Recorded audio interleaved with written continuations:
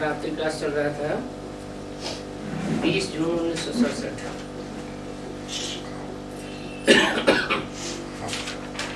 The night class of 20th June 1967 was going on. कोई नए आते हैं तो पहले बाप की महिमा और भारत की महिमा सुनानी है। When someone new comes, at first you have to speak about the greatness of the Father and the greatness of Bharat. बाप कौन है और भारत कौन है? Who is the Father and who is Bharat? वही बाप वही Bharat. Students are saying something. Is he the Father as well as Bharat? बाप की महिमा भारत की महिमा सुनानी है। You have to speak about the greatness of the Father and the greatness of Bharat. बाप कहाँ आया है? Where has the Father come?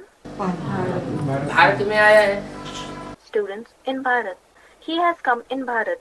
तो बाप अलग हो गया, आने वाला अलग हुआ। So the Father is different. The one who has come is different. और जहाँ आया है वो अलग हुआ, या जिसमें आया है। And the place where he has come, or the one in whom he has come, is different.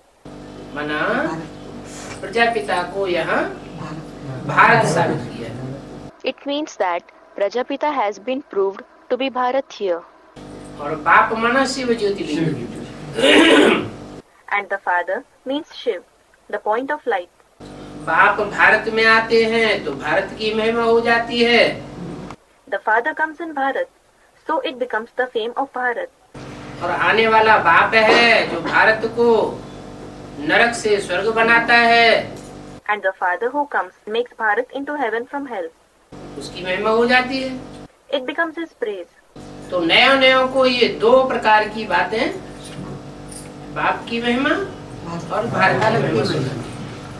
So you have to narrate these two types of topics to the new ones. That is, the fame of the Father and the fame of Bharat. Bharat ही स्वर्ग बनता है। Only Bharat becomes heaven. और धर्मखंड The other religious lands स्वर्ग बनते भी नहीं है। don't become heaven. क्यों? Why? और धर्मखंड से आई हुई आत्माएं स्वर्ग नहीं बनती है। Don't the souls who come from the other religious lands make heaven? वो सब धर्मखंड खलास हो जाते हैं। All those religious lands finish off. एक भारत ही सच्च खंड है, जो अविनाशी खंड गाया जाता है वो बचता है। Only one Bharat is the true land. The land which is praised as the imperishable land is saved. सच का कभी नाश नहीं। The truth is never destroyed. ऊंच से ऊंच भगवान भारत में ही आते हैं। The highest on high God comes just in Bharat. भगवान ऊंच से ऊंच, God is the highest on high. और जो नीचे से नीचे भारत बन जाता है उस भारत को ऊंचे से ऊंच बना कर जाते हैं। And he makes Bharat, which becomes the lowest of all, into the highest on high, and then goes. अब वो शिव बाबा तो निराकार है। Now that ShivBaba is incorporeal. Shiv बाबा निराकार है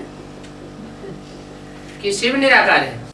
Is ShivBaba incorporeal or is Shiv incorporeal? Shiv बाबा निराकार नहीं।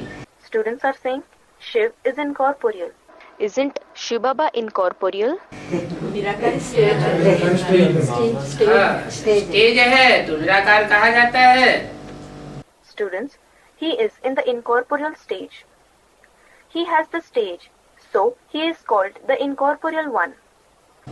अभी वो आया कैसे? Well, how did he come? निराकार है तो उसको हाथ पांव ना कान नहीं होने चाहिए। He is incorporeal, so he shouldn't have hands, legs, nose, eyes, ears. जिसको हाथ पांव ना कान होते हैं वो आना जाना करता है। The one who has hands, legs, nose, eyes, ears comes and goes. वो तो निराकार है तो आया कैसे? He is incorporeal, so how did he come? किस तन में? In which body did he come? प्रश्न तो उठता है ना। The question arises, doesn't it? अब कृष्ण में तो आ ही नहीं सकते। he can't at all come in Krishna. Krishna तो सतयुग का प्रिंस है, Because Krishna is the prince of the golden age. वहाँ पर तो बाप को आने की दरकार ही नहीं है, There is no need for the father to come there. वो तो युग ही सत्य का है। That age itself is of truth. बाप तो आते हैं झूठ खंड में, The father comes in the land of falsehood, झूठ की दुनिया में, नरक की दुनिया में, in the world of falsehood, in the world of hell. और झूठ खंड में आकर उसको सचखंड बनाते हैं। He comes to the land of falsehood and he makes it into the land of truth. अच्छा, फिर उधर भारत में कहते हैं कि भागीरथ ने गंगा लाई। Acha. Then there in Bharat they say that Bhagirath brought the Ganga. Bhagirath की तपस्या गाई हुई है। The penance, that is tapasya of Bhagirath, is praised. उन्होंने लंबी तपस्या की, He performed a long tapasya. तो लंबे समय की तपस्या का फल ये निकला So the outcome of the long time tapasya was that कि गंगा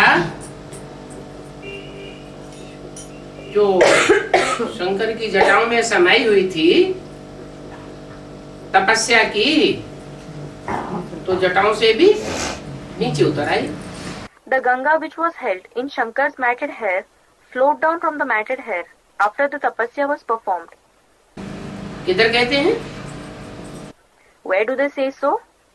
उधर कहते हैं। उधर माने किधर? They say it over there. What do you mean by over there? Ganga कहाँ लाई गई? Where was Ganga brought to? कहते हैं राजा सगर के 60,000 पुरखे थे, जिनको कपिल मुनि ने शाप देकर भस्म कर दिया।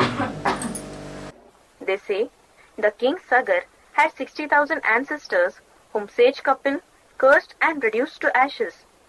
तो भस्म किया, जहाँ भस्म किया होगा वहीं पड़े होंगे। So they must be lying where they were reduced to ashes. कहाँ पड़े थे? Where were they lying? हैं? यूपी में, जहाँ कपिल मुनि की यादगार बनाई हुई है। In UP, where the memorial of sage Kapil has been made. Kapil मुनि का जन्म दिखाते हैं, कपिल मुनि का स्थान दिखाते हैं कंपिल्य नगर। The birth of sage Kapil, the place of sage Kapil, is shown in Kampilya Nagar, the city of Kampil. और उनकी समाधि दिखाते हैं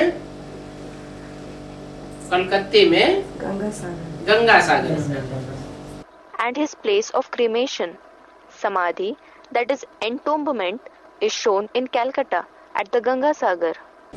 तो वो जीवित रहे होंगे तब भस्म किए होंगे 60,000 पुरखे। So he, that is sage Kapil, must have burnt the 60,000 ancestors into ashes when he was alive. तो कहाँ भस्म किए होंगे? So, where will he have reduced them to ashes? Ganga की तलहटी में, गंगा सागर में भस्म किए होंगे। Will he have reduced them to ashes in the Taleti, that is the area adjacent to the banks of the Ganga, in Ganga Sagar? या जहाँ कपिल मुनि तपस्या करते हैं वहाँ भस्म किए होंगे।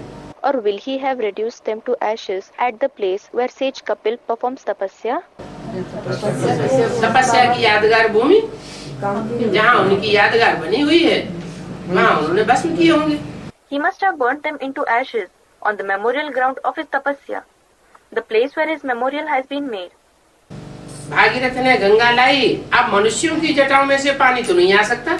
Bhagirath brought the Ganga, but the water can't flow out from the matted hair of human beings. जटाओं में से गंगा दिखाई है चित्रों में। The Ganga flowing out from the matted hair has been shown in the pictures.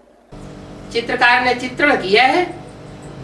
An artist has made a picture. तो चित्रकार का मतलब क्या है? क्या चाहता है? क्या दिखाना चाहता है? What does the artist mean by it? What does he want? What does he want to show? क्या चरित्र? Students, the character. What character? कि जटाओं से गंगा नहीं आती है। It is that the Ganga does not flow from the matted hair. जटाएं होती हैं सिर में। The matted hair is on the head. सिर है जहाँ बुद्धि है, तो बुद्धि से ज्ञान की गंगा निकल कर बाहर आती है। The head, where the intellect is, the Ganga of knowledge flows out from the intellect. Bhagirath कोई नाम नहीं है। There isn't any name like Bhagirath. नाम नहीं है? Isn't there any name? नाम नहीं होगा तो काम भी नहीं होगा। If there isn't any name, there won't be any work either. Bhagirath नाम है If there is the name Bhagirath, तो काम होगा। कोई काम के आधार पर नाम पढ़े हैं शास्त्रों में। there would have been some work done. In the scriptures, the names have been given on the basis of some work. तो काम क्या हुआ? So, what was the work? Bhagirath ऐसा क्या काम हुआ जो नाम पड़ा Bhagirath? Bhagirath, what work took place so that he was named as Bhagirath? कोई काम हुआ? Students are saying something. Did any work take place? है? उसने तो कोई काम नहीं किया। Students are saying something. He didn't do any work. तपस्या की, तपस्या करने के बाद भागीरथ नाम पड़ा। He did tapasya. Was he named Bhagirath after performing the tapasya? ये पहले ही भागीरथ नाम था। है? Or was his name Bhagirath before itself? Students are saying something. Bhagirath का अर्थ क्या है? What is the meaning of Bhagirath? Students, fortunate chariot, that is Bhagyashali Rath. भाग्यशाली रथ। It means a fortunate chariot. कैसा भाग्यशाली रथ? What kind of a fortunate chariot was he? भाग्यशाली रथ तो सभी हैं। All are fortunate chariots. Students, the one in whom the Supreme Soul comes in the permanent form. और रुद्रमाला के मणक के भाग्यशाली रथ नहीं है? Aren't the other beads of Rudramala fortunate chariots? हैं? सब में चले जाते हैं। मुकर्रर रथ में आता है। अच्छा, Students are saying, he is an appointed chariot. He comes into the permanent chariot, that is Mukarrar Rath. अच्छा, कृष्ण के अंतिम जन्म में ब्रह्मा में नहीं आता? doesn't he come in Brahma? That is the last birth of Krishna. लेकिन हैं? आदि से अंत तक चले। देखिए, मुकर्रर रथ और नॉन मुकर्रर रथ, टेम्पररी रथ या मुकर्रर रथ, उसमें भाग्यशाली का क्या connection? Students, it was temporary. What is the connection of the appointed chariot or not appointed chariot, temporary chariot or permanent chariot with the fortunate one? अच्छा, जो आदि से अंत करता है, जो अंत करेगा वही भाग्यशाली होगा। जिसने अंत किया उसने सब कुछ किया। A student says, the one who ends the task will be fortunate. The one who brought an end, it is he who did everything. जिसने काम की शुरुआत तो की लेकिन बीच में छोड़ दिया तो उतना अच्छा नहीं माना जाता। The one who started the work but left it in between, so is not considered to be so good. तो जो अंत करे वो सब कुछ करे। So, the one who brings an end to the work does everything. तो भाग्यशाली रथ कोई नाम नहीं है। So, Bhagyashali Rath, that is fortunate chariot, is not a name. Bhagirath माना ही है भाग्यशाली रथ। Bhagirath itself means Bhagyashali Rath. रथ का नाम चाहिए ना। The chariot should have a name, shouldn't it? जैसे परमपिता परमात्मा का नाम है Shiv, Just like the Supreme Father, Supreme Soul, has the name Shiv. उनके नाम का किसको भी पता नहीं है। No one knows about his name. क्यों पता नहीं है? तो ये यादगार मंदिर कैसे बने हुए हैं? शिव के मंदिर हजारों। Why? If nobody knows, how have these temples been made in his memorial? There are thousands of Shiva's temples. सारी दुनिया में लाखों की तादाद में शिव के मंदिर होंगे। In the entire world, the temples of Shiv must be numbering 100,000. फिर ये क्यों कह दिया उनके नाम का किसी को पता नहीं है? So why was it said no one knows about his name? पता इस अर्थ में नहीं है पता नहीं, उसके अर्थ को नहीं जानते। No one knows it in the sense that no one knows its meaning. सिर्फ नाम लेते हैं शिव, लेकिन वो कैसे कल्याणकारी है, कैसे शिव है, वो नहीं जानते। They only take the name Shiv, but they don't know how he is benevolent, Kalyankari, how he is Shiv. बाप कहते हैं मैं तो साधारण बूढ़े तन में आता हूँ। The father says, I come into an ordinary old body.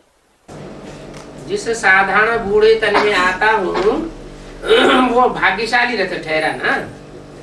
The ordinary old body in which I come is the fortunate chariot, isn't he? जो इसमें बाप आकर के प्रवेश करते हैं तो ब्रह्मा हुआ। The one in whom the father comes and enters is Brahma. Brahma को कहना चाहिए भाग्यशाली रथ। Brahma should be called the fortunate chariot. है? लेकिन उन्होंने तपस्या की नहीं ना। But he didn't perform tapasya, did he? ऐसी तपस्या नहीं की जिससे ज्ञान गंगा पुरखों का उद्धार करे। He didn't perform such a tapasya through which the Ganga of knowledge would bring about the salvation of the ancestors. पृथ्वी पर ज्ञान गंगा फैल जाए। So that the Ganga of knowledge would spread on the earth. जो उसमें बाप आकर प्रवेश करते हैं, भगवान के काम में कोई शरीर आवे, वो सिर्फ एक ही शरीर है। The one body in which the Father enters when he comes. There is only one body which could be useful in God's work. क्यों? कृष्ण उस ब्रह्मा के काम में नहीं आया। Why? Wasn't the body of Krishna alias Brahma useful? भगवान के काम में ब्रह्मा का शरीर नहीं आया क्या? दादा लेखराज ब्रह्मा का। Wasn't Brahma's body, that is the body of Dada Lekhraj Brahma, useful in God's work? आया फिर फायदा क्या हुआ? Was it useful? Students, it was. If it was, then what was the benefit? काम आया, प्रवेश करने के काम तो आया। It was certainly useful for the sake of entering. लेकिन काम संपन्न हुआ? काम संपन्न नहीं हुआ। But was the work completed? Students, it wasn't. The work wasn't completed. वो सिर्फ एक ही रथ है जो भगवान के काम आता है। There is only one chariot which is useful in God's work. बाप कहते हैं कि मुझे प्रकृति का आधार लेना पड़ता है। The father says, I have to take the support of nature, that is Prakriti. इसका आधार? Whose support? प्रकृति माने? Students of nature. What does nature, that is Prakriti, mean? प्रति माने रचना। Kriti means creation. प्रकृति माने प्रकृष्ट रचना। Prakriti means Prakashta Rachana, that is the powerful creation. जो प्रकृष्ट रचना है उसका आधार लेना पड़ता है। He has to take support of the one who is the Prakashta Rachana. तो कौन सी हुई प्रकृष्ट रचना? So, which one is the Prakashta Rachana? वो कौन सा शरीर? शरीर तो 500-700 करोड़ मनुष्यों के हैं। Which body is that? There are bodies of 5 to 7 billion human beings. मनुष्य का शरीर उत्तम माना जाता है। The human body is considered as the best among all creatures. वो शरीर कौन सा है जो आदि से अंत तक मुकर्रर रूप में माना जाता है? Which is the body that is considered as permanent from the beginning till the end? वो है प्रजापिता। It is Prajapita. प्रकृति का आधार लेना पड़ता है। He has to take the support of nature. पड़ता है माने मजबूरी है। He has to. It means it is a compulsion. प्रकृति का पुतला जब तमो प्रधान तामसी हो जाता है तो मुझे उसका आधार लेना पड़ता है। I have to take the support of the effigy of nature when it becomes degraded, tamopradhan, tamsi. माने बाबा चाहते हैं मुझे कोई अच्छे से देवता का चोला मिला होता तो ज्यादा अच्छा था। It means that Baba wishes it would have been much better if he had received a good body of some deity. तो पड़ता है कि बात नहीं। Then there wouldn't have been the topic of compulsion. फिर अपनी इच्छा से आते। Then he would have come at his own wish. अभी इच्छा से नहीं। Now He doesn't come at his own wish. पड़ता है, मजबूरी है। He has to come. It is a compulsion. बच्चे जानते हैं कि बरोबर बाप आकर सारे विश्व को हेवन बना देते हैं। The children know that the father rightly comes and makes the entire world into heaven.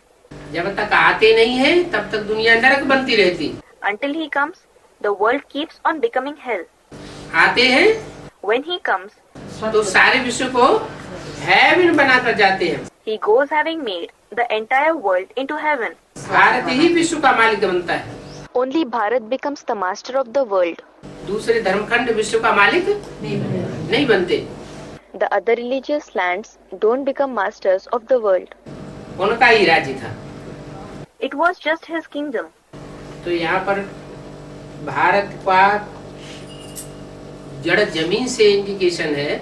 So here is Bharat, an indication towards the non-living land. जड़ जमीन की तरफ इशारा किया है या किसी व्यक्ति की तरफ इशारा किया है? Did he indicate a non-living land or some person? Students, some person. Bharat ही विश्व का मालिक था। Only Bharat was the master of the world. मालिक तो कोई व्यक्ति ही होगा। The master will certainly be some person. उनका ही राज्य था। It was just his kingdom. राज्य भी किसी व्यक्ति का होता है। A kingdom always belongs to some person. अभी थोड़े ही किसी का राज्य है। Now it isn't anyone's kingdom. दुनिया में सब जगह प्रजातंत्र राज्य है। There is democracy. That is the rule of the subjects over the subjects everywhere in the world. कोई व्यक्ति का राज्य तो है नहीं। There isn't the kingdom of any one person. सतयुग में छोटा झाड़ होता है। The tree is small in the golden age. Population कम होती है। The population is small. ज्ञान भी है, ज्ञान सूर्य है, ज्ञान चंद्रमा। There is the praise as well. The sun of knowledge, the moon of knowledge. और बच्चों को ज्ञान सितारे कहा जाता है। And the children are called the stars of knowledge. सितारे फिर कहते हैं तुम माता पिता हम बालक तेरे। Then the stars say, you are the mother and the father, and we are your children. ये किसको कहते हैं? To whom do they say it? कौन है माता पिता? Who are the mother and the father? माता पिता, तुम माता पिता हम बालक तेरे, तो कौन है माता पिता? You are the mother and the father, and we are your children. So, who are the mother and the father? वो ज्ञान सूर्य है, जब इस सृष्टि पर आता है तो माता के रूप में भी आता है और पिता के रूप में भी आता है। When the son of knowledge comes to this world, he comes in the form of the mother as well as in the form of the father. तो जिसके द्वारा माता का पार्ट बजाता, माता का कार्य संपन्न होता। So the one through whom he plays the role of the mother, the one through whom the work of the mother is completed. प्यार से बच्चों की पालना का कार्य संपन्न होता, ब्राह्मणों का जन्म होता, वो माता ठहरी। The work of fostering the children with love is completed and Brahmins are born is the mother. और उन ब्राह्मणों को जिस स्वरूप से भगवान के जिस स्वरूप से वर्षा मिलता है, सुख शांति का, शांति धाम सुख धाम का, वो बाप ठहरा। And the form of God through which those Brahmins receive the inheritance of happiness and peace, of the abode of peace and the abode of happiness is the father. तो ये किनको कहते हैं? माता पिता। So, whom do they call? The mother and the father?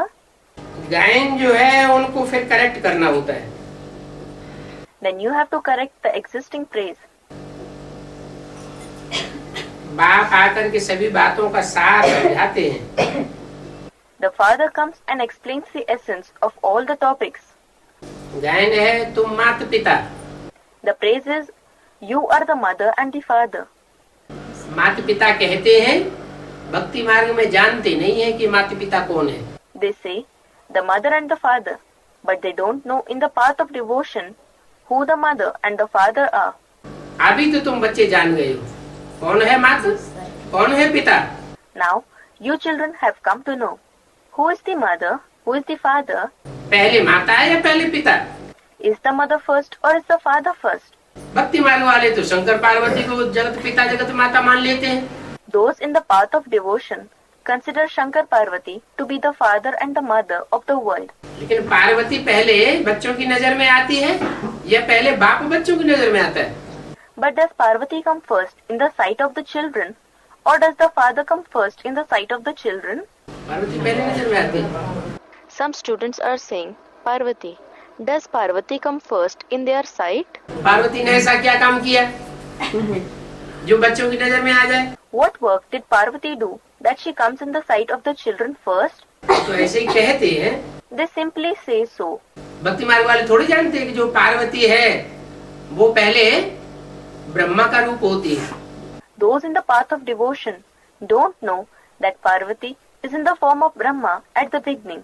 Brahma सो तब विष्णु बनता है। Then Brahma becomes Vishnu. अभी तुम्हारी बुद्धि में है Now it is in your intellect कि पहले ब्रह्मा फिर बाप बच्चों के सामने प्रत्यक्ष होता है। that at first Brahma and then the Father are revealed before the children. तो जो भी गायन है तो माता पिता हम बालक तेरे उनको फिर करेक्ट करना होता है। So then you have to correct the praise. You are the mother and the father and we are your children. बाप आकर सभी बातों को सार के रूप में समझाते हैं। The father comes and explains all the topics in the essence form. ज्ञान सागर तो वो बाप ही है। The ocean of knowledge is the one father himself. हैं? Hmm? माता ज्ञान सागर नहीं है। The mother is not the ocean of knowledge. बाप ज्ञान सागर है। The father is the ocean of knowledge. भक्ति में ज्ञान नहीं होता है। There is no knowledge in devotion. माना माता भक्ति का रूप है और बाप ज्ञान का बीज रूप है। It means that the mother is the form of devotion and the father is the seed form of knowledge. ज्ञान मिलता ही है संगम युग पर। The knowledge is received only in the confluence age. और कोई युग में ज्ञान मिलता नहीं है। You do not receive knowledge in any other age. संगम युग पर जो ज्ञान मिलता है उससे ही दिन होता है। It becomes the day only from the knowledge that is received in the confluence age. द्वापर कलयुग में जो मनुष्यों का ज्ञान मिलता है उससे रात गहरी होती जाती है। The night becomes deeper from the knowledge that is received from the human beings in the copper and the iron age. और संगम युग पर जो ज्ञान भगवान से मिलता है उससे रोशनी हो जाती है, क्योंकि जिससे ज्ञान मिलता है वो है चैतन्य ज्ञान सूर्य। And the brightness comes from the knowledge that is received from God in the confluence age, because the one from whom the knowledge is received is the living Chaitanya son of knowledge. फिर भारत स्वर्ग बन जाता है। Then Bharat becomes heaven. क्या बन जाता है? स्वर्ग बन जाता है। What? What does it become? It becomes heaven. नरक कब था? When was it hell? जब मनुष्यों ने काम किया, 2500 प्रयास किया, When human beings did the work, made attempts for 2500 years, तो नरक ही बनता गया, रौरव नरक बन गया। it kept on becoming hell. It became a horrible hell. और स्वयं स्थिति में रहने वाले ने प्रयास किया, And when the one who remains in the stage of the self made an attempt, तो भारत स्वर्ग। स्व माना स्वयं स्थिति, ग माने गया। कहाँ गया? Bharat became heaven. That is Swarg. Swa means stage of the self and Ga means went off. Where did he go? देह भान से स्वयं स्थिति में चला जाता है तो स्वर्ग बन जाता है। It becomes heaven when he goes from the body conscious stage to the stage of the self. दूसरे धर्मखंड स्वर्ग नहीं बनते हैं। The other religious lands don't become heaven. है ना? What does it mean? दूसरे धर्मखंड की जो आत्माएं हैं वो पूरी स्वयं स्थिति में नहीं जा पाती। The souls of the other religious lands are not able to reach the stage of the self completely. पहले ही शरीर छोड़ देती हैं पुरुषार्थ करते करते। They leave their body already before while making special efforts for the soul, that is Purusharth. जाती हैं क्या? नहीं। Do they reach the stage of the self? No. जो पूरे 84 जन्म नहीं लेते Those who don't take full 84 births वो तो नरक के नरक में ही रह गए, remain in the hell itself. यही शरीर छोड़ करके ऊपर चले जाते हैं। They leave their body here itself and go above. जिन्होंने पूरे 84 जन्म लिए Those who took full 84 births वो यहाँ भगवान से वर्षा स्वर्ग का जीते जी लेते हैं। take the inheritance of heaven from God here while being alive. Bharat स्वर्ग बन जाता है। Bharat becomes heaven. सत्युग त्रेता में भक्ति होती नहीं है। There is no devotion in the golden and the silver ages. भक्ति कब होती है? When does devotion exist? Students, in the copper and the iron ages. जब भक्ति में दुख अनुभव होता है, द्वैतवाद शुरू होता है, द्वापर शुरू होता है, दो बातें शुरू होती हैं, दो राज्य, दो धर्म, दो भाषाएं, दो मत, तब भक्ति शुरू होती है। The devotion starts when sorrow is experienced in devotion, when dualism starts, when the copper age starts, when two topics start, two kingdoms, two religions, two languages, two opinions start. द्वैतवाद में होता है दुख। There is sorrow in dualism. वहाँ भक्ति ही भक्ति। There is nothing but devotion there. और सत्युग में भक्ति होती नहीं। Whereas in the golden age, there isn't any devotion. वहाँ सभी सुख में है। All are happy there. क्योंकि भगवान नई सृष्टि रचते हैं। Because God creates the new world. तो नई तो सतो प्रधान होगी या तमो प्रधान होगी? So will the new be Sato Pradhan, consisting mainly in the quality of goodness and purity, or Tamo Pradhan, that is dominated by the quality of darkness or ignorance? नई सृष्टि तो सतो प्रधान होती है, उसमें तो सुख ही सुख। The new world is Sato Pradhan, and there is nothing but happiness in it. उसको कहेंगे सुख धाम। It will be called the abode of happiness. काहे का धाम? The abode of what? सुख का धाम। The abode of happiness. और कलयुग को कहेंगे दुख का धाम। And the iron age will be called the abode of sorrow. कोई दुखी होता है, Someone becomes sorrowful. कहते हैं बाबा हमें बहुत दुख है, हमें ये तकलीफ, हमें वो तकलीफ। They say, Baba, I have a lot of sorrow. I have this problem. I have that problem. बाबा कहते हैं अभी सुख धाम है या दुख धाम है? Baba says, is it the abode of happiness or the abode of sorrow now? कहाँ पड़े हुए हो? Where are you lying now? Students, in the abode of sorrow. दुख धाम में क्या होगा? What will be there in the abode of sorrow? दुखी होगा। There will be nothing but sorrow. ये ज्ञान अभी तुमको मिल रहा है। Now, you are receiving this knowledge. तुम्हारी बुद्धि में ये बात बैठ रही है। This fact is entering into your intellect now. कि दुख धाम में तो दुखी ही होगा। That in the abode of sorrow, there will be sorrow. और सुख धाम में तो सुख ही होगा। वहाँ दुख का नाम निशान भी नहीं होगा। और यहाँ And in the abode of happiness, there will be nothing but happiness. There won't be even a trace of sorrow. And what about here? कोई कहता है हम बड़े सुखी हैं, Someone says, I'm very happy. तो ये क्षणभंगुर सुख है। आज कहता है बड़े सुखी हैं और कल दुखी हो जाएगा। So, this is transient happiness. Today he says that he is very happy and tomorrow he will become sorrowful. कहते भर तक कहे बाबा। A student is saying, this is just a matter of saying Baba. हैं? बस हम सुखी हैं कहते भर तक कहे वो। A student, this is just a matter of saying that I am happy. हाँ जी, कहने का। Yes, this is just a matter of saying. प्रारब्ध मिले फिर ज्ञान खत्म हो जाता है। The knowledge finishes when you receive the result of the previous deeds. ज्ञान कब तक ठहरता है? Until when does the knowledge remain?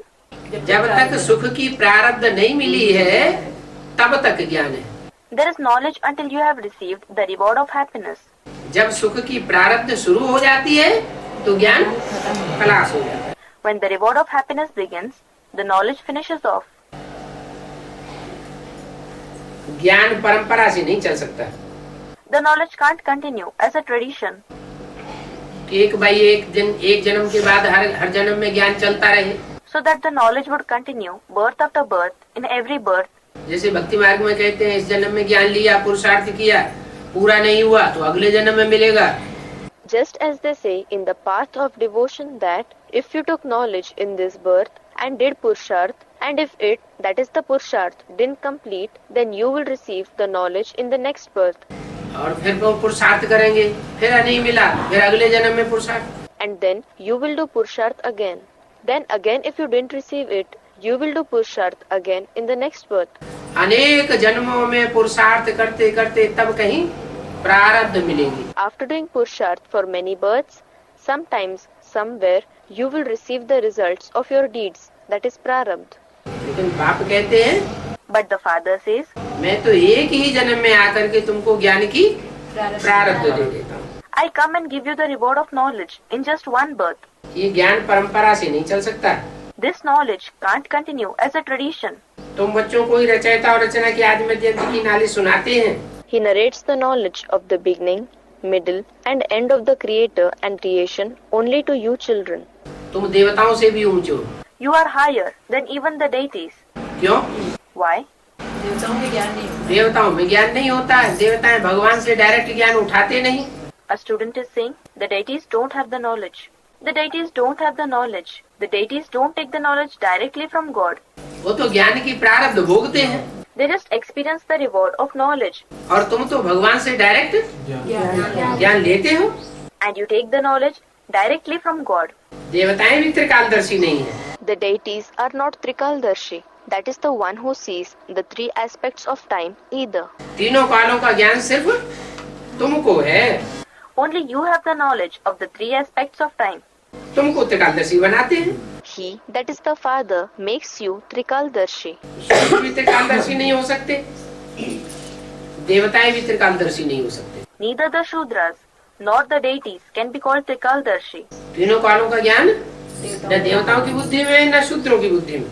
The knowledge of the three aspects of time is neither in the intellect of the deities nor in the intellect of the Shudras.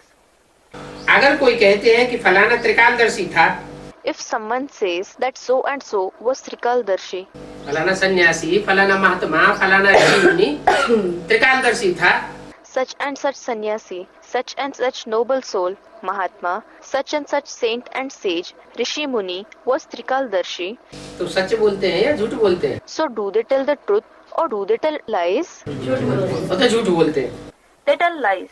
तुम तो नहीं मानेंगे। You will not believe it. क्या? What? कोई भी त्रिकालदर्शी इस सृष्टि पर हो नहीं सकता सिवाय परमपिता परमात्मा जब तक इस सृष्टि पर ना आवे। In this world, no one can be Trikaldarshi until the Supreme Father, Supreme Soul, comes to this world. तुम जानते हो कि ये ज्ञान बाप ही हर बार आकर के देते हैं। You know that only the Father comes and gives this knowledge every time, जिससे सारे विश्व का कल्याण हो जाता है। from which the benefit of the entire world takes place. सतयुग बन जाता है। The golden age is created. अभी तो विश्व भर सारा का सारा नरक है। Now, the whole world is nothing but hell. नई दुनिया में तो देवी देवताएं ही थे। Only the deities were there in the new world. न क्षत्रिय थे, न वैश्य थे, न शूद्र थे। Neither the Kshatriyas, that is warriors, nor the Vaishyas, nor the Shudras were there. सिर्फ देवताएं ही देवताएं थे। Only the deities were there. क्योंकि देवता कहा जाता है सर्वगुण संपन्न को। It is because those who are complete with all the virtues are called deities. चौथाई कला कम हो गई If there is 1/4 degree less, तो देवताई स्थिति नहीं कही जाएगी। it won't be said to be the divine stage. क्यों? Why? सतयुग त्रेता के जो आखिरी जन्म में होते हैं उनको देवता नहीं कहा जाता। Aren't those who exist in the last birth of the golden and silver ages called deities? क्योंकि उनका टाइटल नहीं है 16 कला संपूर्ण। They aren't called deities because they don't have the title of 16 celestial degrees complete. गायन करते हैं तो कहीं गायन ये करते हैं पौने 16 कला संपूर्ण सर्वगुण संपन्न। When praised, are they praised anywhere as 15 3/4 celestial degrees complete? पौने 16 कला गुण संपूर्ण Complete in 15 3/4 virtues? नहीं, No. पूरी 16 कला संपूर्ण हो और सर्वगुण संपन्न हो। They should be 16 celestial degrees complete and complete with all the virtues. तो तुम नहीं मानेंगे कि ऋषि मुनि त्रिकालदर्शी थे। So, you won't believe that sages and saints were Trikaldarshi. देवताएं भी त्रिकालदर्शी नहीं थे। The deities weren't Trikaldarshi either. स्वर्ग तो था, फिर वही दुनिया पुरानी हो जाती है। Heaven was there. Then the same world becomes old. कल्प बाद फिर रावण राज्य शुरू होता है। After a cycle, Ravan's kingdom starts again. कल्प बाद नहीं, आधा कल्प बाद। Not a cycle, it is after half the cycle. आधा कल्प के बाद रावण राज्य शुरू होता है। After half the cycle, Ravan's kingdom starts. देवताएं वाम मार्ग में चले जाते हैं। The deities follow the leftist path. फिर उनको देवी देवता नहीं कहा जाता। then they are not called deities. जब उल्टे रास्ते में चले जाते हैं, उल्टा कर्म करना शुरू कर देते हैं, तो देवताओं को देवता नहीं कहा जाता। The deities are not called deities when they go on the opposite path, when they start to do opposite actions. फिर वो मनुष्य हैं। Then they are human beings. तुम्हारी पॉइंट्स तो ढेर हैं। You have lots of points. 7 रोज का course जरूर लेना पड़े। Certainly they have to take the 7 days course. ठहरेंगे तो वो ही जो कल पहले आए होंगे। Only those will remain who must have come a cycle before, देवता बने होंगे, who must have become deities. वो ही ठहरेंगे और बाकी ठहर नहीं सकेंगे। Only they will remain and the rest won't be able to remain.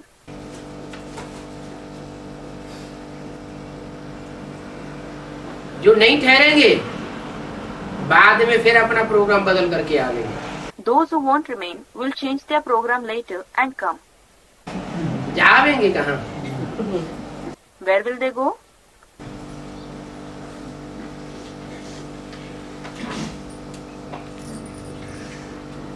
June 1967 के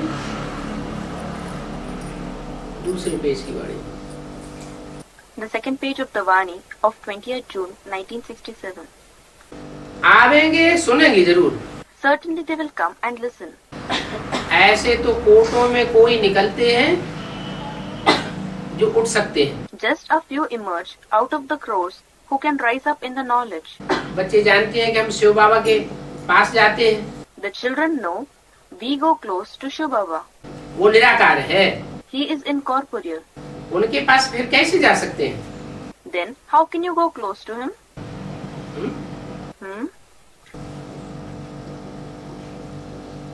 प्रश्न कर दिए। A question was asked. Shiv बाबा निराकार है, फिर उनके पास कैसे जा सकते हैं? ShivBaba is incorporeal. Then how can you go close to him? हम भी निराकार स्टेज को धारण करें। A student, when we take on the incorporeal stage. हाँ, उनके पास जाते हैं तब जब वो निराकारी स्टेज में प्रत्यक्ष होते हैं संसार के सामने। Yes, we go close to him when he is revealed in front of the world in the incorporeal stage. संसार में भगवान की प्रत्यक्षता भी कब होगी? When will the revelation of God take place in the world? है? अव्यक्त स्टेज के द्वारा भगवान प्रत्यक्ष होगा। Will God be revealed through the subtle, avyakt stage? या ब्रह्मा साकारी स्टेज में रहा अंत तक? Or just as Brahma was in the corporeal stage till the end? शरीर छोड़ने के दिन भी साकारी चेहरा था। His face was corporeal at the day of leaving the body as well. Christ का, गुरु नानक का, महात्मा बुद्ध का। How do the faces of Christ, Guru Nanak, Mahatma Buddha appear just on seeing them? निराकारी स्टेज वाला। Students are saying with an incorporeal stage. They appear to be in the incorporeal stage. तो वो धर्म पिताएं कहे जाते हैं। So they are called religious fathers. धर्म पिताओं को निराकारी स्टेज दिखाई जाती है। The religious fathers are shown in the incorporeal stage. तो दुनिया उनको धर्म पिता, अपने धर्म का बाप मानते हैं। So the world accepts them as the religious fathers, as the father of their religion. ये तो सारे विश्व का बाप है। This one is in fact the father of the entire world. तो क्या व्यक्त होगा या अव्यक्त होगा? So will he be present in a body, vyakt, or will he be subtle, avyakt? जरूर देखने से ही अव्यक्त दिखाई पड़ेगा। Students, avyakt. Certainly he will appear avyakt just on seeing him. तो तुम निराकार के पास जाते हो। So you go close to the incorporeal one. कैसे जाते हो? How do you go close to him? उसके नजदीक कैसे जाते हो? How do you go close to him? जब तुम्हारी खुद की निराकारी स्टेज बने तो तुम भी उसके निराकार के पास जाते हो। When your own stage becomes incorporeal, you too go close to that incorporeal one. इसलिए मुरली में क्या बोला? Hence, what was said in Murli? हाँ, आत्मा जब सारी कट उतर जाती है बेसिकली, तो तुम बाप से डायरेक्ट सुनते हो। Students, when the rust is taken off a soul. Yes, when basically, at a basic level, the entire rust is taken off a soul, you listen directly through the Father. फिर कहना पड़ेगा कि हम तो बाप दादा के पास जाते हैं। Then you have to say, I go close to Bap Dada. जिनकी कट नहीं उतरती है, Those whose rust is not taken off. जिनकी बेसिकली कट नहीं उतरती है, वो कौन है? Who are those whose rust is not taken off basically? They have money. वो वही है जिन्होंने देह का प्यार लिया है। Student, the body conscious ones. They are the ones who have taken the love of the body. Brahma की गोद में गए, उनकी बुद्धि में यही रहा कि हम ब्रह्मा की गोद में गए, ब्रह्मा का सुख लेते हैं। When they went into Brahma's lap, only this remained in their intellect. We have gone into Brahma's lap. We now take the happiness from Brahma. निराकार उनकी बुद्धि में नहीं आया। जब वाणी सुनने बैठते हैं तो समझते हैं कि ब्रह्मा के द्वारा वाणी चली। The incorporeal one didn't come into their intellect. When they sit to listen to the Vani, they think that the Vani was narrated through Brahma. ये थोड़ा ही समझते हैं कि वो निराकार परम ब्रह्म परमेश्वर जो कहा जाता है वो वाणी सुनाता है। They don't think that the one who is called the incorporeal Param Brahma Parmeshwar, that is the Supreme Brahma, Supreme God, narrates the Vani. तो वाणी में उनका खिंचाव नहीं होता था। So they weren't attracted to the Vani. वाणी सुनते हुए भी खिंचाव किस तरफ रहता था? ब्रह्मा की देह की तरफ। In which direction were they pulled despite listening to the Vani? It was towards Brahma's body. इसलिए वो साकारी स्टेज बन गई। That is why their stage became corporeal. वो साकारी स्टेज बनने के कारण फिर वो निराकारी बुद्धि बन नहीं पाती। Because of the stage becoming corporeal, the intellect couldn't become incorporeal. और साकार स्थिति में टिके रहते हैं, इसलिए पीछे पड़ जाते हैं। And they remain fixed in the corporeal stage, so they fall behind. तो तुम बच्चे तो कहेंगे हम बाप दादा के पास जाते हैं। So you children will say, we go close to Bap Dada. ये भी बहुत मुश्किल कोई की बुद्धि में बैठता है कि पास जाना क्या होता है। What is meant by going close? Even this hardly sits in anyone's intellect. शरीर से नजदीक जाने को कोई थोड़ा ही पास जाना कहा जाता है। पास जाना माने उस स्थिति के नजदीक जाना। Going close to the body is not called to go close. To go close means to go close to the stage. जिनकी बुद्धि में बैठता है वो फिर श्रीमत पर जरूर चलते हैं। The ones in whose intellect this sits certainly follow Srimad. जिनकी बुद्धि में नहीं बैठता है तो समझते हैं कि ये शिव बाबा की मत है, ये ब्रह्मा की मत है। And those into whose intellect it doesn't enter think that this is the direction of ShivBaba and this is the direction of Brahma. जिनकी बुद्धि में बैठता है वो समझते हैं हमें निराकार की मत मिलती है। Those in whose intellect it sits understand we receive the direction of the incorporeal one. जरूर चलेंगे श्रीमत पर। We will certainly follow Srimad. श्रीमत पर चलने वाले को सपूत कहेंगे। The one who follows the Srimad will be called a good son. That is Saput. बाप कहते हैं तुम्हारे पास क्या है? The father says, what do you have?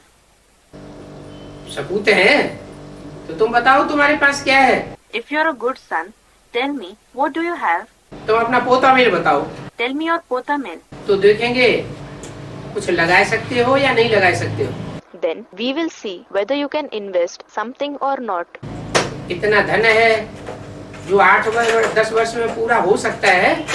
You have so much wealth that it may be enough for 8 to 10 years. तो भी कहेंगे कि भले ये पड़ा रहे।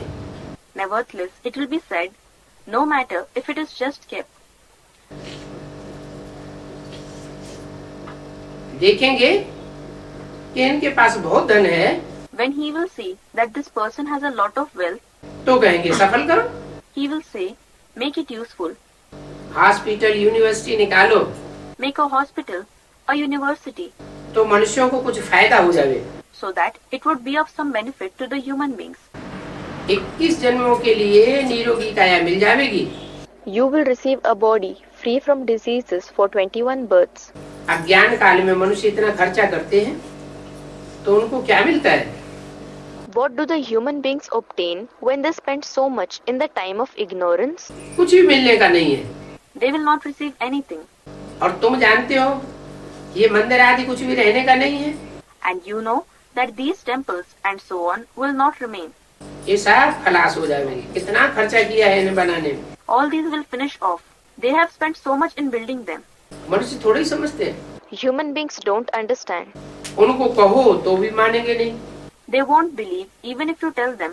ये मंदिर आदि बनाने से कोई फायदा नहीं है, that there is no benefit in building temples and so on.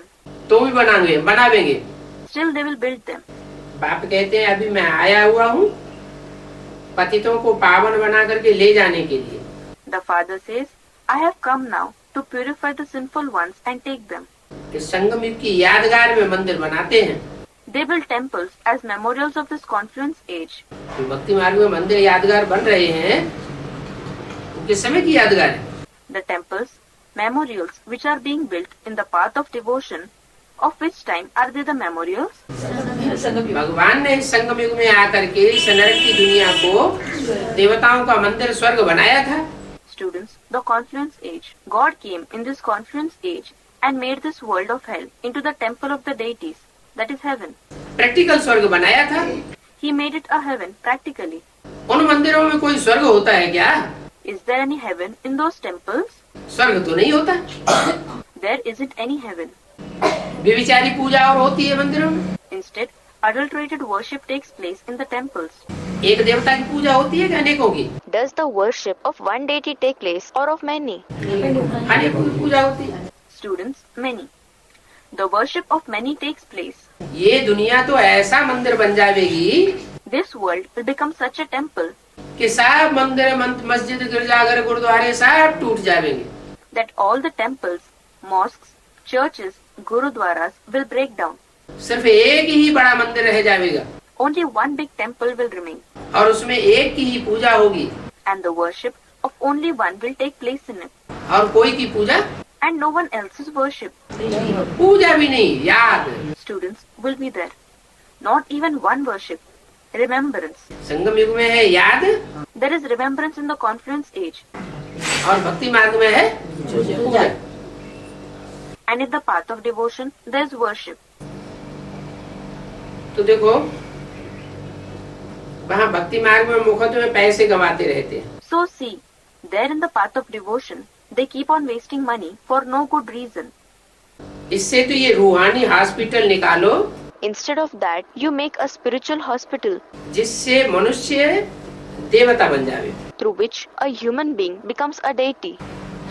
मंदिर आदि बनाते हैं, तुम कहेंगे ये तो पैसे कमा रहे हैं। They build temples and so on, and you will say they are wasting money. अंधश्रद्धा में डाल रहे हैं, They are using it in blind faith. बिना सामने खड़ा हुआ है और ये पैसे मंदिरों में लगा रहे हैं। The destruction is in front of them, and they are investing money in temples. तुम जानते हो कि अभी भक्ति मार्ग मुर्दाबाद होता है You know that now the path of devotion is going to be damned. क्या? What? कंपिल में भी मकान बनाया When the house was built in Kampil as well, तो जो ज्ञान में चलने वाले हैं वो भी बहुत से कहने लगे अरे बाबा का कमरा तो रहने दिया होता। many of those who are in the knowledge started saying, "Arey, they should have left at least Baba's room.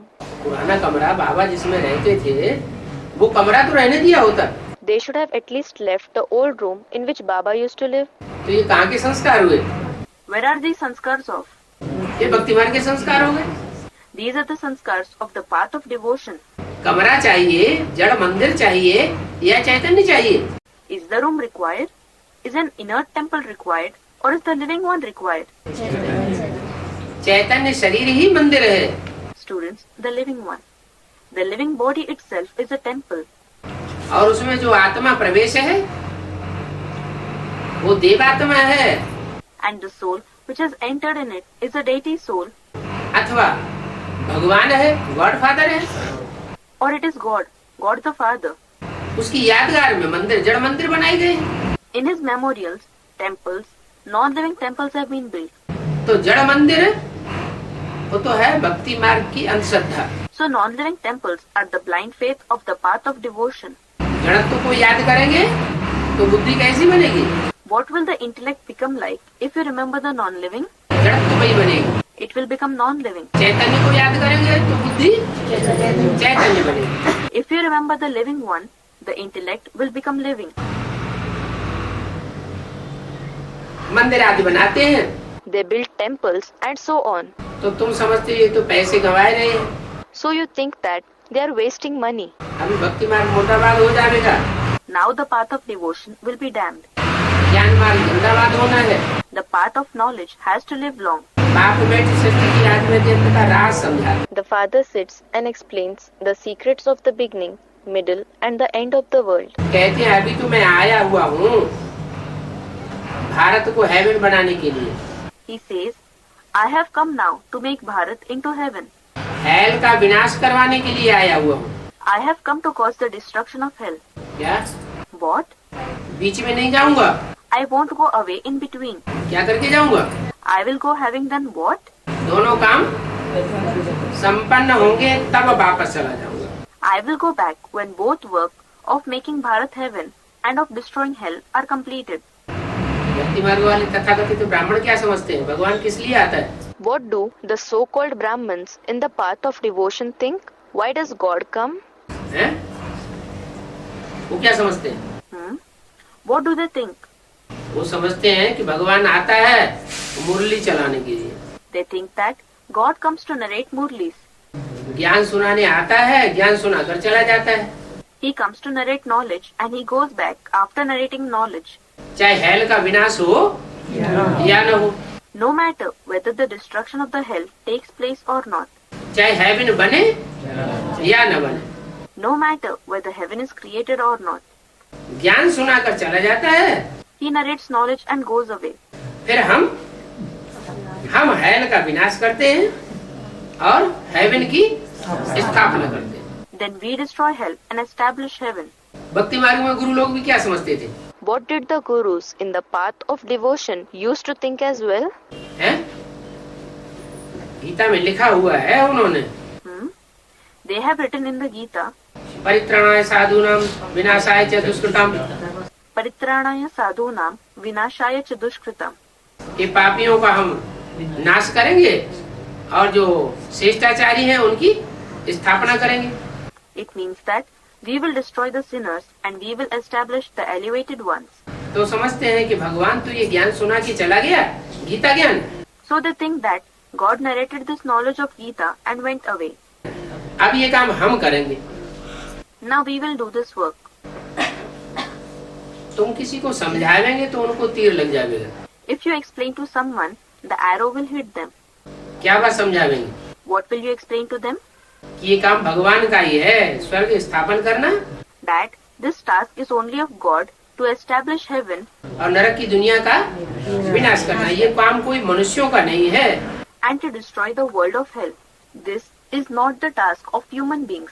अगर मनुष्यों का काम होता If it was the task of human beings, तो 2500 साल के बाद स्वर्ग स्थापन कर लिया होता। they would have established heaven after 2500 years. अगर उनकी बुद्धि में बैठ जाएगा तो वो मंदिर बनाना भी बंद कर देंगे। If it sits in their intellect, they will stop building temples as well. जो जड़ मंदिर बना रहे हैं वो बनाते बनाते बीच में रोक देंगे। The non-living temples that they are building, they will stop it in between. बोलो मंदिर के साथ एक हाल बनाओ। You tell them, make a hall along with the temple. मंदिर उनका बनाना बंद मत करवाओ। Don't stop their work of building temples. उनसे मंदिर के साथ एक हाल बनवाओ, Get a hall made through them along with the temple, जहाँ पर मनुष्यों को ये ईश्वरीय ज्ञान समझाया जाए। where this godly knowledge may be explained to human beings. इन लक्ष्मी नारायण ने कैसे ये पद पाया? How did these Lakshmi and Narayan receive this position? बस लक्ष्मी नारायण का मंदिर भी बना देवे, No matter if they build the temple of Lakshmi and Narayan, थोड़ा पैसा खर्च करें, मंदिर भी बन जाए, लेकिन ज्यादा खर्चा उनका किसमें कराओ? they may spend some money. The temple would be made as well. But make them spend more money on what? हाल बनवाने में, जहाँ समझाया जाए कि इन्हें लक्ष्मी नारायण यह पद कैसे पाया, ये लक्ष्मी नारायण नर से नारायण, नारी से लक्ष्मी कैसे बने? On building a hall where it could be explained how these Lakshmi and Narayan received this position. How did this Lakshmi and Narayan become Narayan from a man and Lakshmi from a woman? Gita में तो लिखा हुआ है। It has been written in the Gita. भगवान ने गीता ज्ञान किस लिए सुनाया? Why did God narrate the knowledge of the Gita? नर को नारायण और नारी को लक्ष्मी बनाने के लिए। God narrated the knowledge of the Gita to change a man into Narayan and a woman into Lakshmi. तो उनकी बुद्धि में कुछ बैठे, so something would sit in their intellect. बाप ने राजयोग सिखाया है जिससे मनुष्य से देवता बने. The Father has taught Rajयोग through which you became deities from human beings. वो राजयोग कौन सा है जो मनुष्य को देवता तुल्य बनाई देता है? Which is that Rajयोग which makes a human being equal to a deity? अभी तो कलयुग का अंत है. Now it is the end of the Iron Age. तो अभी तुम जानते हो कलयुग अंत में So now you know that at the end of the Iron Age, नर राक्षस बन जाते हैं. men become demons. उन राक्षसों को भगवान आकर के देवता बनाते हैं. God comes and makes those demons into deities. तुम नारायण बनने का सच्चा सच्चा ज्ञान सुनते हो. You listen to the true knowledge of becoming Narayan. तुम्हारे सामने ही वो फिर झूठी कथाएं सुनाते रहते हैं. Just in front of you, they keep on narrating false stories. एक तरफ तुम सच्चा ज्ञान सुनते हो, दूसरी तरफ वो झूठी कथाएं सुनाते हैं. On one side, you listen to the true knowledge, and on the other side, they narrate false stories. Satyanarayan की कथा करते रहते हैं. They keep on reciting the story of the true Narayan. तो तुमको बुलाते हैं, निमंत्रण देते हैं. So they call you, give you an invitation. अगर कोई सत्यनारायण की कथा में तुमको निमंत्रण देवे तो जाना चाहिए या नहीं जाना चाहिए?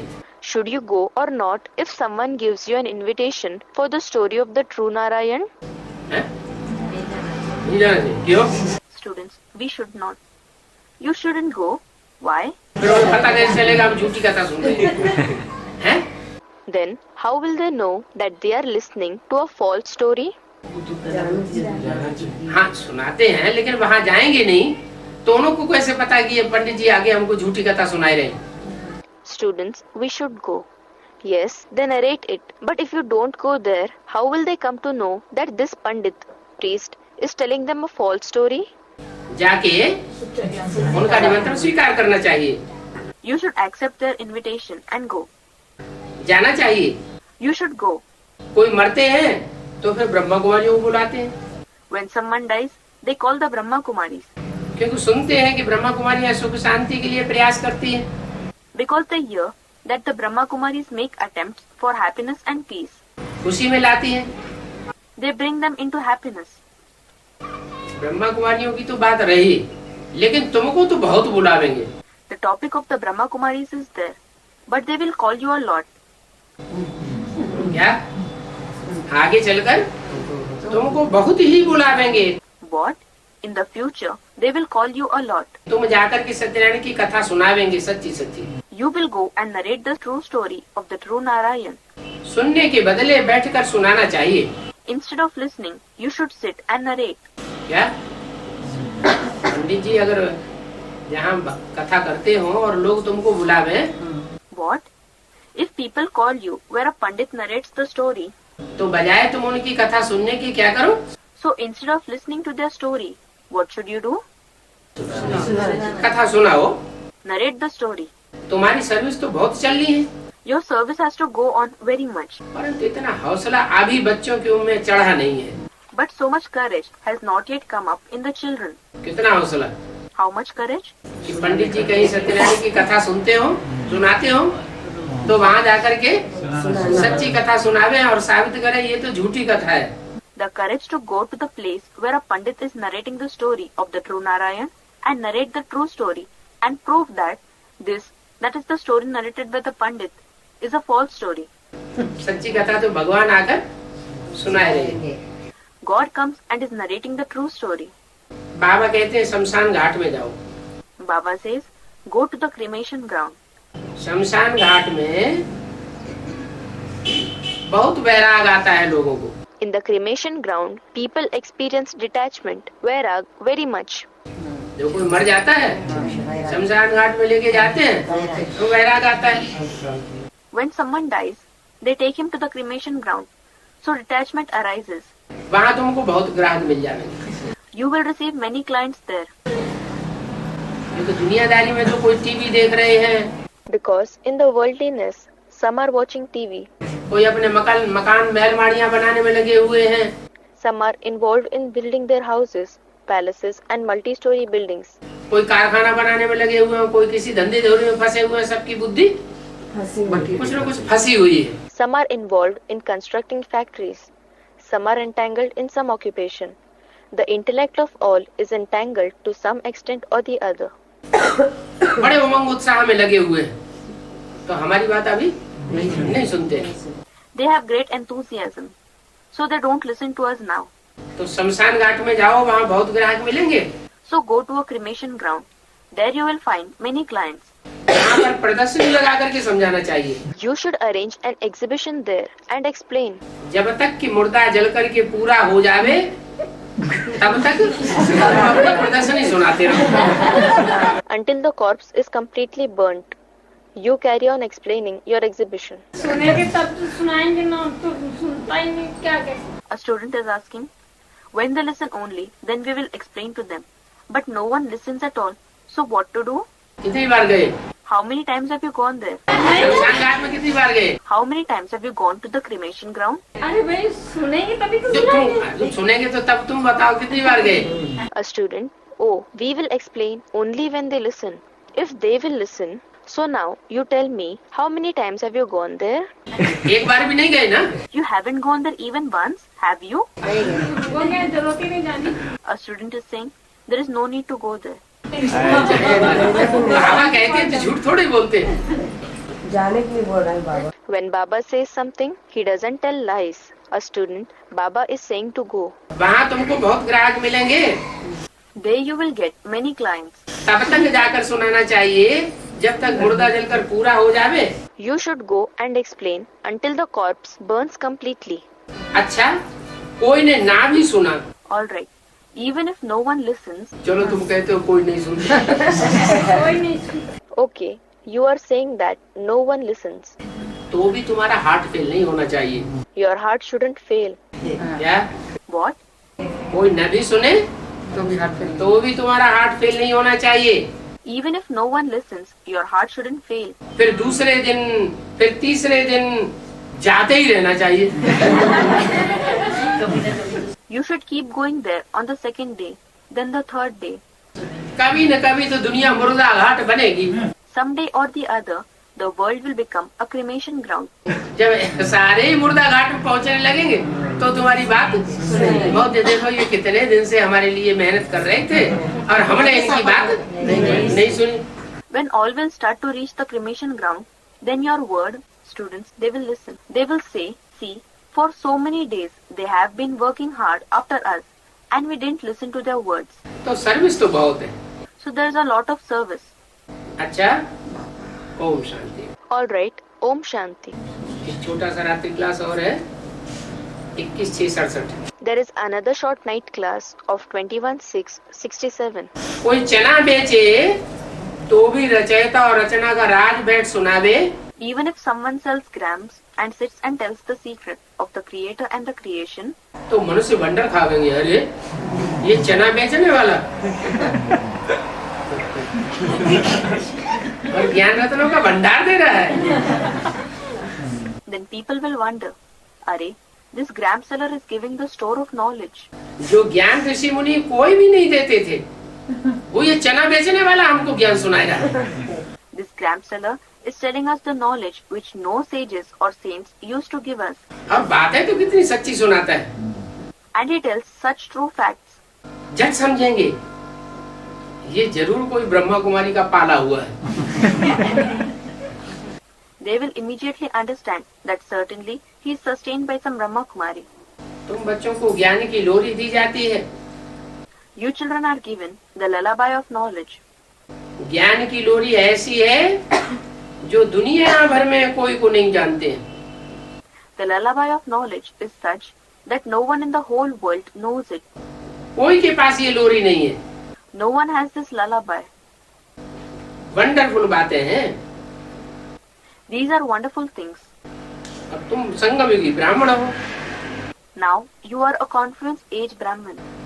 तुम ब्राह्मण चाहो तो चना भी बेच सकते हो। If you want, you Brahmins may even sell gram. ये चित्र भी साथ साथ में ले जाओ। Take with you these pictures as well. चना भी बेचते जाओ और चित्र भी बेचते जाओ। Continue to sell gram and the pictures as well. पहले ज्ञान सुनाओ फिर चित्र। चना की झोली बंद करो और चित्रों की थैली निकालो। First explain the knowledge, then close the bag of gram and open the bag of pictures. खर्चा जो भी होता है वो तुम्हारा निकल सकता है। Whatever you spent, it can be covered up. बहुत बिकेगा। A lot will be sold. ये धंधा भी है। This is an occupation too. Calendars छपवा करके बेचते हैं। Calendars are printed and sold. तो तुम्हारे तो ईश्वरीय ज्ञान के कैलेंडर हैं। So yours are the calendars of godly knowledge. Double करके व 1.5 गुना करके भी बेच सकते हैं। You may sell them at double or 1.5 times the price. जितना खर्चा हुआ हो उस खर्चे का दुगुना भी बेच सकते हैं। You can sell them at the price of double the amount that you spend. तुम्हारा भी ऐसे ही हो सकता है। Yours can be like that as well. हमेशा धंधे में मनुष्य बहुत होशियार होते हैं। Human beings are always very intelligent at business. तुम्हारी ये चीजें ऐसी हैं जो हर एक कोई लेगा। These things of yours are such that everyone will take it, और प्रदर्शनी में तो फिर बहुत लेंगे। and many will take it at the exhibition. तुम्हारे बैजेस भी बहुत बिक सकते हैं। Your badges can be sold a lot too. परंतु इतना ध्यान तुम बच्चे देते नहीं हो। But you children don't pay so much attention to all this. इस बात में To what? बैजेस जो बनाते हैं उन बैजेस को बेचने में तुम इतना ध्यान देते नहीं हो। You don't pay so much attention to selling the badges which are made. एक लेगा फिर दूसरा भी लेगा। If one person takes it, then another one will take it too.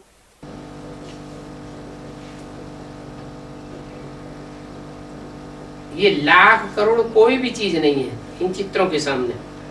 In front of these pictures, these hundreds, thousands and billions of rupees are nothing. सब खत्म हो जाएंगे। All will be finished. बाबा को तो बहुत नशा रहता है। Baba has a lot of intoxication. वर्णन करते हैं ये करोड़ तो कुछ भी काम के नहीं है। He describes these billions of rupees are of no use. और स्वर्ग की दुनिया तो स्वर्ग है। And the world of heaven is heaven. यहाँ तो मनुष्य नरक में पड़े हुए। Your human beings are lying in hell. सतयुग में तो तुम बहुत सुखी रहते हो, अथाह सुख होता है।